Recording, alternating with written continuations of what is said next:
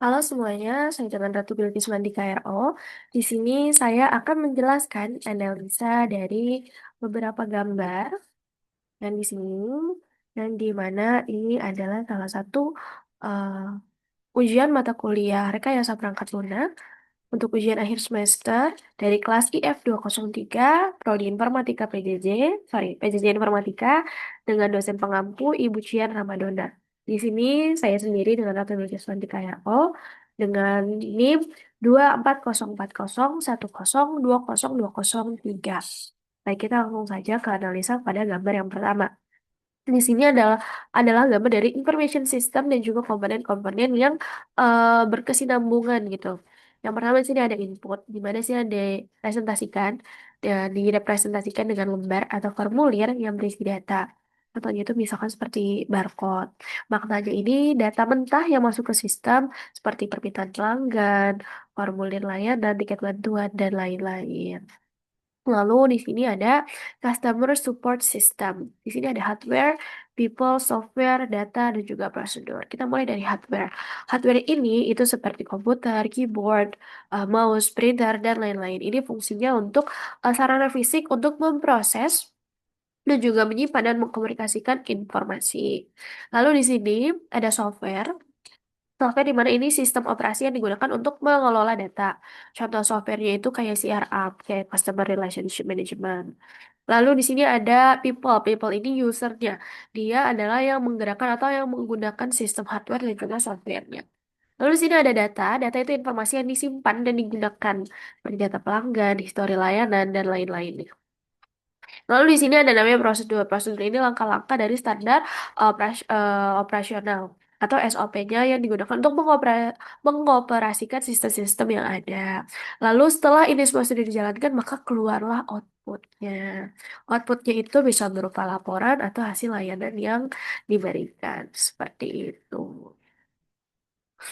Lalu di sini ada gambar kedua yaitu sistem boundary versus automatic boundary. Di sini uh, adalah environment surrounding the system. Di sini adalah kumpulan dari sistemnya, ada sistem boundary, ada juga automation boundary. Uh, nah,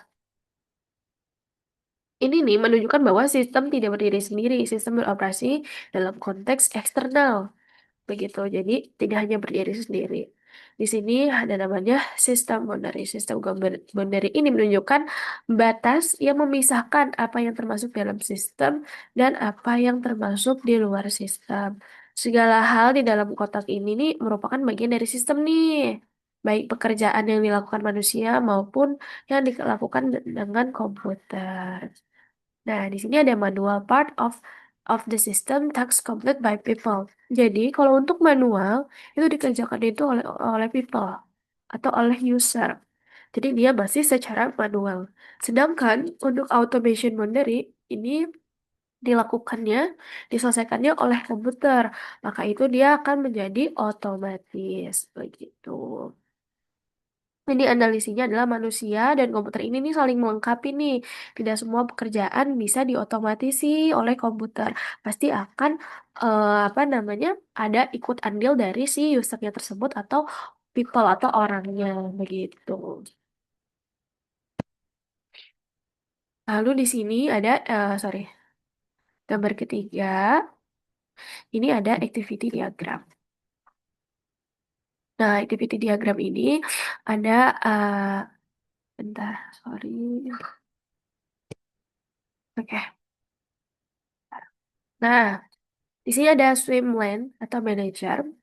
Di sini hal yang dilakukan oleh si manager ini nih.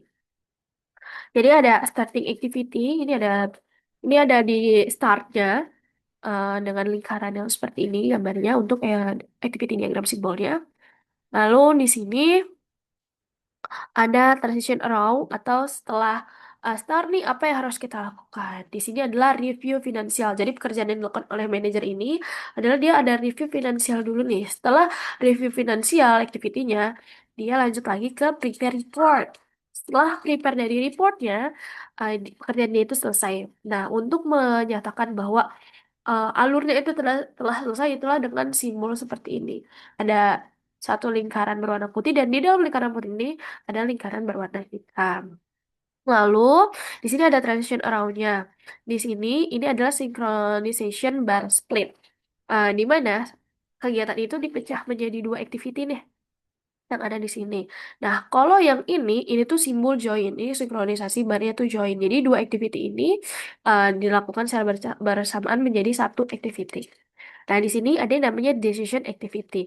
Kalau misalkan ini ada konteks apa, ketika jawabannya adalah yes, ini adalah percabangan, bentuknya belah ketupat. Yes, maka dia akan melakukan apa? Jika dia no, maka dia akan melakukan apa. Nah, selain belah ketupat, di sini ada another way to show decision. Jadi selain untuk belah ketupat, bisa juga dia memakai lambang elips seperti ini. Namun uh, ditarik garis ditarik rautnya lagi untuk menunjukkan bahwa ini tuh ada decision lainnya begitu. Oke, ini untuk activity diagram simbolnya. Nah, di sini ada activity diagram that models uh, a workflow-nya. Di sini sudah lihat nih, dimulai dari customer. Di sini di start, customer melakukan request code, lalu salesperson dia akan mendevelop notes of requirements.